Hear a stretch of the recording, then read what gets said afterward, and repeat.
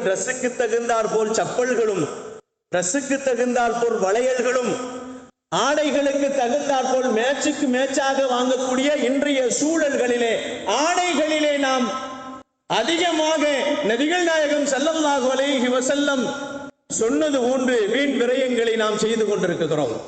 கண்ணியமானவர்களே, அல்லாஹ்வின் நல்லடியார்களே, இது மட்டுமல்ல, அல்லாஹு ஜல்ல ஷானஹு தஆலா நிறைய நியாமத்துக்களை நமக்கு கொடுத்திருக்கின்ற நேரங்களை கூட வீண் விரயம் செய்கிறோம்.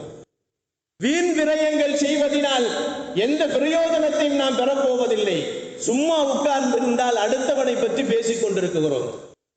சும்மா உட்கார்ந்திருக்கின்ற நேரத்திலே அடுத்தவர்களை பற்றி கீபத்து பேசிக் கொண்டிருக்கிறோம். கீபத்து பேசுவதை பற்றி அல்லாஹும் ரசூலும் நமக்கு என்ன சொல்லுகிறார்கள்? இஸ்லாம் நமக்கு என்ன சொல்லுகிறது என்று சொன்னால், உன்னுடைய சகோதரனுடைய கரியை நீ தின்பதற்கு சமம் என்பதாக சொல்லுகிறது.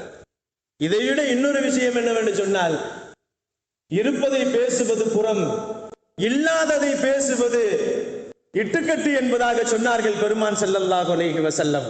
4 பேர்கள் சேர்ந்தால் 5வது ஒரு நபரை பற்றி பேசுகிறோம்.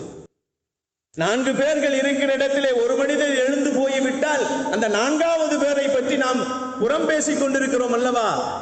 இவைகளும் நேரங்களை வீணடிக்கக்கூடிய விஷயங்களில் இருக்கிறது என்பதை நபிகள் நாயகம் ஸல்லல்லாஹு அலைஹி வஸல்லம் நமக்கு சொல்லி காட்டுவார்கள். அன்பிற்கினியவர்களே, அல்லாஹ்வின் நல்லடியார்களே, சுற்றுச்சூழல்கள் பாதுகாக்கப்பட வேண்டும் என்று இஸ்லாம் சொல்லுகிறது. சுற்றுச்சூழல்கள், வீட்டை சுத்தமாக வைத்துக் கொள்ள வேண்டும். இன்றைக்கு நாம் இஸ்லாமியர்கள் என்று சொன்னாலே வீடு தர மாட்டேன்றாங்க. இஸ்லாமியர்கள் சுத்தமாகவே இருக்க மாட்டாங்க என்று முத்திரை குத்தப்பட்டவர்கள் இஸ்லாமியர்கள். இன்றைய காலகட்டத்திலே இஸ்லாமியர்கள் சுத்தமில்லாதவர்கள் என்பதாக அவர்களுக்கு சொல்லப்படுகிறது. ஆனால் சுத்தத்தை பற்றி பெருமானார் ஸல்லல்லாஹு அலைஹி வஸல்லம் ஹதீஸிலே சொல்லும் போது அத்துஹுரு நிஸ்ஃபுல் ஈமான் என்று சொல்லப்படுகிறது. சுத்தம் ஈமானில் ஒரு பகுதி என்பதாக சொல்லப்படுகிறது. ஈமானின் பாதி என்பதாகவும் சொல்லப்படுகிறது. கண்ணியமானவர்களே, அல்லாஹ்வின் நல்லடியார்களே, சுற்றுச்சூழல்களை சுத்தமாக வைக்க வேண்டும் என்பதையும் பெருமானார் ஸல்லல்லாஹு அலைஹி வஸல்லம் நமக்கு சொல்லி காட்டுகிறார்கள். அப்படித்தான் பெருமானார் ஸல்லல்லாஹு அலைஹி வஸல்லம் அவர்களும் வாழ்ந்திருக்கிறார்கள். அதையும் பெருமானார் ஸல்லல்லாஹு அலைஹி வஸல்லம் சஹாபாக்களுக்கு மத்தியிலே எடுத்துரைத்திருக்கிறார்கள், செய்திருக்கிறார்கள் என்பதாக சொல்லப்படுகிறது. காரணம் என்னவென்று சொன்னால், சுற்றுச்சூழல்கள் சரியாக இருந்தால்தான் நோய் நொடிகளில் இருந்து பாதுகாக்கப்படும் என்பதை நபிகள் நாயகம் ஸல்லல்லாஹு அலைஹி வஸல்லம் நமக்கு சொல்லி தந்திருக்கிறார்கள்.